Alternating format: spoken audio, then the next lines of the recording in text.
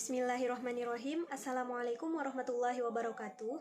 Perkenalkan, nama saya Baby Agusliani, NIM 11911102385 dari jurusan Tadris IPA, kelas 4B, Fakultas Tarbiyah dan Keguruan, UIN Suska Riau. Mata kuliah Kurikulum Pendidikan dengan dosen pengampu Ibu Gusma Afriani MPD. Baiklah, di sini saya akan menjelaskan materi yang berjudul Organisasi Pengembangan Kurikulum. Isi pembahasannya mengenai pengertian dari organisasi kurikulum, desain pengembangan kurikulum, dan bentuk-bentuk organisasi kurikulum. Baiklah, yang pertama pengertian organisasi kurikulum. Pendidikan formal di sekolah merupakan tempat siswa mendapatkan ilmu pengetahuan melalui kegiatan belajar mengajar. Kurikulum merupakan alat yang sangat penting bagi keberhasilan peserta didik. Tanpa kurikulum yang sesuai dan tepat, akan sulit untuk mencapai tujuan dan sasaran pendidikan yang diinginkan. Dengan kurikulum yang sesuai dan tepat, maka dapat diharapkan sasaran dan tujuan pendidikan akan dapat tercapai secara maksimal. Salah satu aspek yang perlu dipahami dalam pengembangan kurikulum adalah aspek yang berkaitan dengan organisasi kurikulum. Organisasi kurikulum merupakan pola atau desain bahan kurikulum yang tujuannya untuk mempermudah siswa dalam mempelajari bahan pelajaran serta mempermudah siswa dalam melakukan kegiatan belajar, sehingga tujuan pembelajaran dapat dicapai secara efektif. Organisasi kurikulum terdiri dari mata pelajaran tertentu yang secara tradisional bertujuan menyampaikan kebudayaan atau sejumlah pengetahuan, sikap, dan keterampilan yang harus diajarkan kepada anak-anak. Setiap organisasi kurikulum memiliki keunggulan dan kelemahan masing-masing, baik yang bersifat teoritis maupun praktis.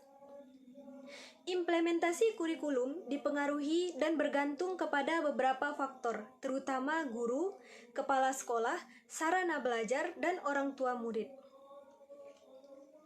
Ada beberapa faktor yang perlu dipertimbangkan dalam organisasi kurikulum, di antaranya yang pertama ruang lingkup dan urutan bahan. Ruang lingkup menunjukkan keseluruhan, keluasan atau kedalaman, dan batas-batas bahan pelajaran yang akan disampaikan kepada peserta didik. Bahan pelajaran tersebut merupakan bahan yang terseleksi karena dianggap penting dan sesuai dengan tugas-tugas perkembangan peserta didik. Ruang lingkup bahan pelajaran juga harus dengan visi, misi, dan tujuan pendidikan nasional, standar kompetensi lulusan, dan standar kompetensi mata pelajaran yang telah ditetapkan.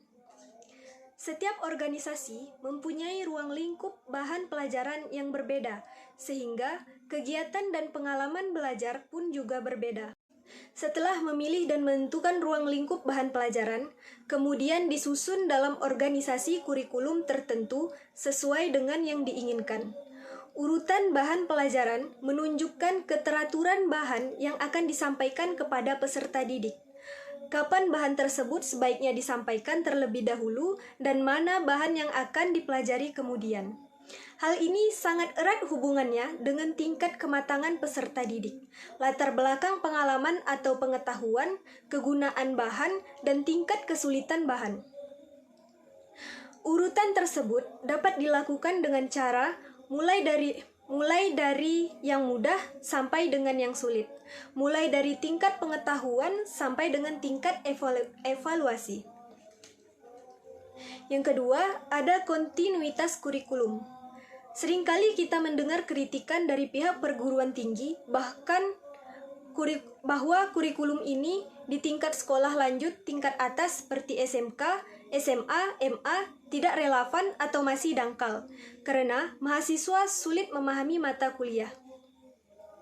Sebenarnya inti dari persoalan adalah adanya tumpang tindih antara mata pelajaran yang satu dengan mata pelajaran yang lain, bahkan antara topik yang satu dengan topik yang lain, dan ketidaksinambungan bahan pelajaran dan pengalaman belajar. Contohnya, peserta didik sudah belajar bahasa Inggris dari SMP sampai perguruan tinggi, lebih kurang 10 tahun. Ternyata belum dapat berkomunikasi dengan bahasa Inggris dengan baik. Yang ketiga, ada keseimbangan bahan pelajaran. Faktor keseimbangan yang dimaksudkan di sini adalah keseimbangan isi dan bahan pelajaran yang akan disampaikan kepada peserta didik dan keseimbangan proses pembelajaran.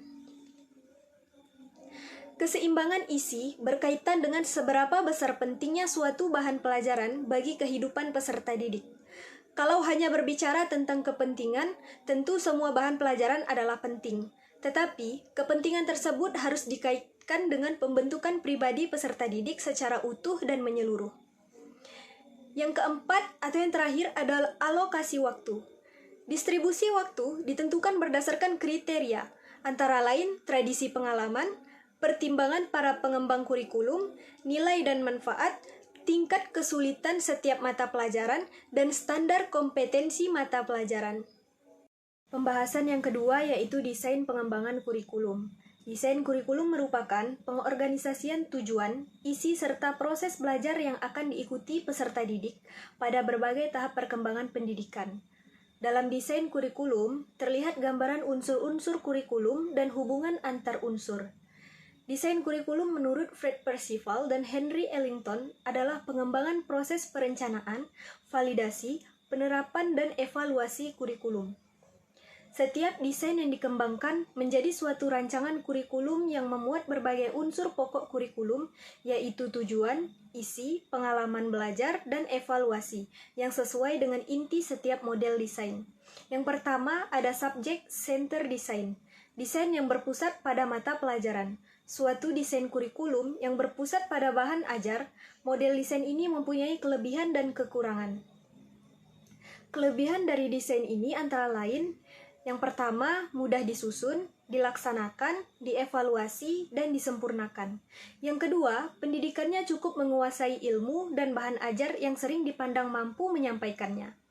Sedangkan kekurangan dari desain kurikulum ini adalah, yang pertama, tidak sesuai dengan kenyataan. Sebab dalam kenyataannya, pengetahuan itu merupakan satu kesatuan yang tidak terpisah.